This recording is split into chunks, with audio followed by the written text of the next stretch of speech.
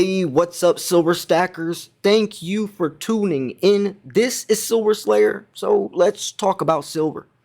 The United States national debt is 30,650,216,700,000. And within the next couple of seconds, it would have gained another $1,000,000 in debt. And now we just hit another million. That number's never going to start getting better. It's only going to get worse. I don't even think the human mind, the human brain, can fathom how big of a number that is. I don't even think the human brain can fathom how much bigger a trillion is than a billion. We always compare 2008 to 2011 as today's time, 2020, which would be until 2023. The reason we compare that is because silver hit $50 in 2011, and the similarities are very similar. 2008, credit, financial crisis, recession/depression, $1 billion stimulus leads to $50 silver 3 years later. Nowadays, beginning of 2020, we could say credit, financial crisis, recession/depression, $1 trillion stimulus, plus a global pandemic, which would lead to what? If that led silver to $50 back then what could that lead silver to today? Now, I genuinely do not think the human brain can fathom how much bigger $1 trillion is than $1 billion, so I'm about to show you a graph that visualizes it. Now, I hope you do enjoy this video. If by the end of the video you think that this video deserves a like, then please like the video. I'm not going to ask you to like the video now because you don't even know if you're going to like the video yet. I'll at least ask you when you have a chance to decide on your own. If you also by the end of the video think my channel is worthy of a subscription, then please subscribe, click the bell because I do post daily videos. Check this out. This is a graph. By the end of 2021, the federal government had $28.43 trillion in debt. Now we know it's over 30 trillion. But the point is this. Each one of these dots, each one of these balls represents $1 billion. Each dot represents $1 billion. And this whole graph is 28.43 trillion. In 2008 to 2011, it was $1 billion stimulus.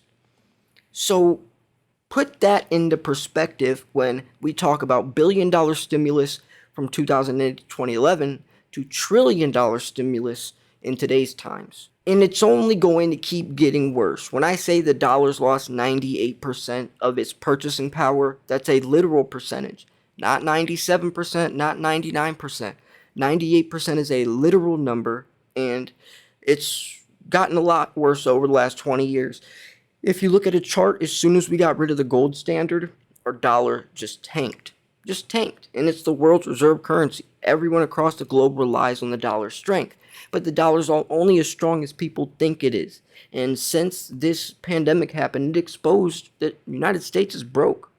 And we're trying to get ourselves out of debt by replacing ourselves with more debt. It's like trying to pay off a credit card with another credit card, and it is catching up to us. It's a very scary thing. Now, we also do determine a country's wealth on how much gold we have. That's how we determine a country's wealth. Not how many dollars they print out, how much gold they have. Wait, Silver Slayer, you just said we determine a country's wealth on how much gold they have, so let's apply that same principle to a person-to-person basis. You're saying the guy who has X amount of dollars in his bank account isn't as wealthy as me because I own more gold and silver than him? Well, yes. If you want to be literal, then yes. And that's because gold and silver is real money. Those dollars mean nothing. It's just a promise, but that promise has been broken since the get-go. Now, this whole USDebtClock.org thing goes extremely deep. It shows how many millionaires are in the United States. It even shows each country to country how much gold they have, how much silver they have. So we're going to dig into this a little bit. I think it's really interesting. So let's look at this. Where's the millionaires thing? I always like looking at that first. So I think it's right. I thought it was down here. Yes, there's 22,362,358 millionaires in the United States. There is, let's look at some other ones. There's 40 million 449,000 people living in poverty. There's 57 million Americans that are retired. I want to go more into the to the precious metals. So look at this. So this is ounces of gold holding country to country, or each country and how much gold they have stored away, and then also silver. So we could see the United States is number one, and that's why they call us the wealthiest country in the world, because we own the most gold at 286 million ounces. And this chart right here is the world precious metals production from 2020 year to date. So gold world production is 70 million ounces, which is up 28.35%. And you have silver, 550 million ounces, up 31%. And by the way, over here, that would be 1,799,011,000 ounces, which are in the reserves. Silver, there's 17 billion ounces in reserves.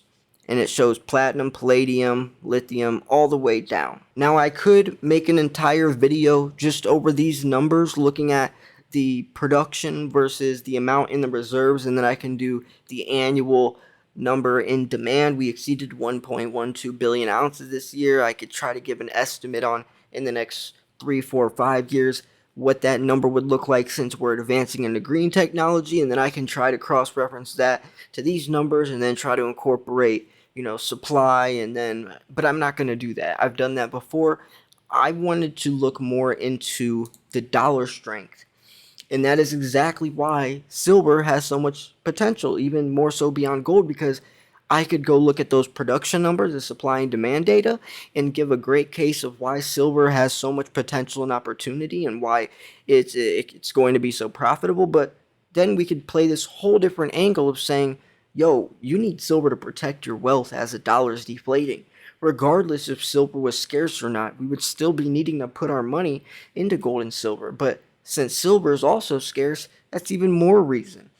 If silver wasn't scarce, then gold and silver both would be just as good. Nowadays, it's called Wall Street Silver. It's called Silver Slayer. It's called the Silver Institute. It's a silver stacking community on YouTube, because silver is the one that has much more potential. And silver is more affordable. It's just more useful. If you're going to invest into something, you're going to invest into something that makes the most sense. Silver being something that is needed heavily around the world, a critical, essential metal and element, that makes sense to invest into, since there's not much of it and we're going to need more of it. Low supply, high demand. Gold makes sense in a different manner of it's a store of wealth. It's like putting your money in a time capsule. It always has been a store of wealth for 5,000 years, since the beginning of man. They both will always be. But if you're looking for profit incentive on top of that, then yes, silver is the way to go. It is kind of funny, though, that whether you look at it from this way, that way, I mean, I could name 15 different reasons why silver will explode in the next 10, 15 years. I can give 15 reasons why stocks won't explode in the next 10, 15 years. It's a no-brainer. You got to look at the realistic picture, though. And when you look at numbers like this, anything pegged to the dollar is going to collapse with it. It's like switching seats on the Titanic. Stocks are going to collapse with it. I mean, if the dollar crumbles, then everything else is going to crumble. It's not going to be a shocking surprise. And if you look at history, if you look at anything, even if you step back and take the bigger picture, every fiat-based system lasts about a century, about 100 years, and then it collapses, a reset. I even was watching Federal Chairman Jerome Powell from the FOMC. He's the chairman, he's the public face of it. Every time there's an FOMC meeting, people speculate before it. Federal Chairman Jerome Powell comes out. I like him. I think he's more honest than most. He doesn't try to sugarcoat it. He'll come out even afterwards being like, yo, I mean, it's a long shot, and I don't even know if it's possible, but that's, he's more truthful than the previous, chairman I've seen. But regardless, he actually mentions in one of the interviews or one of the meetings that he sees something someday coexisting or even potentially replacing the dollar. Now, for the federal chairman to say that, to admit, to acknowledge that something someday soon could be existing and even better yet replacing the US dollar says something. Now, all of us know that. We all know that. But for him to come out from the Federal Reserve and say that, that's massive. Because then the people that aren't like you and I, that don't already know this stuff, then that seed just got planted in their head. And now they're going, whoa, I never thought of something else replacing the dollar. I never thought of my kids might not be carrying $20 bills in their back pocket when they're grown up. That's where the seed gets planted. The people that believe in the government, the people that think that America's all rich and wealthy and that there is no debt, those people just are wearing tinfoil hats and think the world was going to end in 2012. Those people are just conspiracy theorists. They don't know what they're talking about. They're paranoid. Probably did too much LSD in the 70s. All right. Cut. No, I'm kidding. I'll keep that in there because it's true. The truth is those are the people that are actually blind, and that's one of the biggest goals of my channel is to bring in the person that's never invested a single dollar in their entire life. You know, every day on my channel, I get a comment or an email from someone saying, you know, hey, I just started stacking because I watched your channel, or I'm new, this is my first week, or I just bought my first ounce, and that they thank me, and that's the best feeling.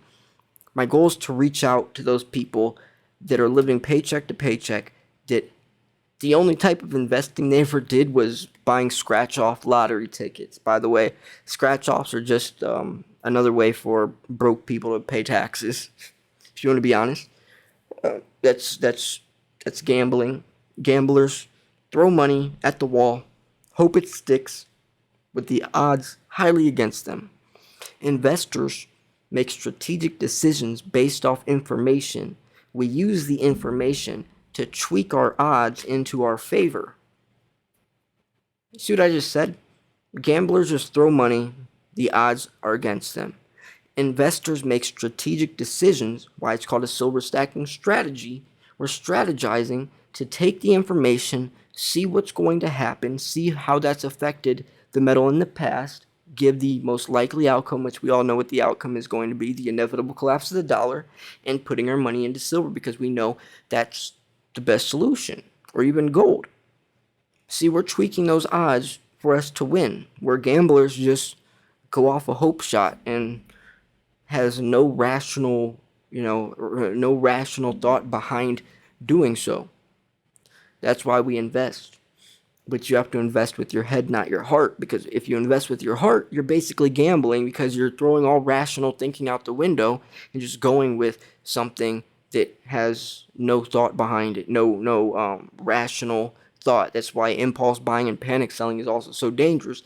You're investing off emotions. Anyways, I kind of took this video in a different way at the end. I took it a different direction, but regardless, I still wanted to share this video. I thought it was a decent video, and you can even see right here, this is another interesting thing. It says debt per citizen is $92,000. Debt per taxpayer is $243,000. It shows this is the U.S. federal debt to GDP ratio, which is 52% in 1960. Now it's 123%. The state debt is 1,214,000,000. Wait, that's a trillion. State debt is 1,214,986,984,000. Debt per citizen is $3,650. Local debt, $2 billion.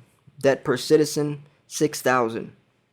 Oh, so that's talking local debt and then versus the state debt. Okay, I see. Because I was all right. So see if you want to go to this, just type in usdebtclock.org, and you can look at all of these numbers. Shows the U.S. population, how many U.S. income taxpayers there are, actual unemployed, full-time workers, dollar to oil ratio, dollar to silver ratio, which is $1,407 per ounce. Shows a dollar to gold ratio now, which is $10,425. Shows how many millionaires are in the United States. It's a really cool. And you can even do more. You could do your mortgage loan calculator, gold supply and demand, home sales, auto sales, energy output. I mean, there's so much on this site, usdebtclock.org. Highly recommend you check it out. I hope you enjoyed this video. Like I said, if you think that this video is something that you would like to like, then please do. Oh, it even shows the spending on defense and war. Shows down there $754 billion on war. And that's the largest budget items, by the way. So yeah, I'm going to wrap this video up here. If you want to subscribe, please do, and then click the bell so you get notified when I post, or you won't, because I post daily. You always want to be kept in the loop. And I got you guys. Thanks for tuning in. This was Silver Slayer. I'll see you guys soon. Peace.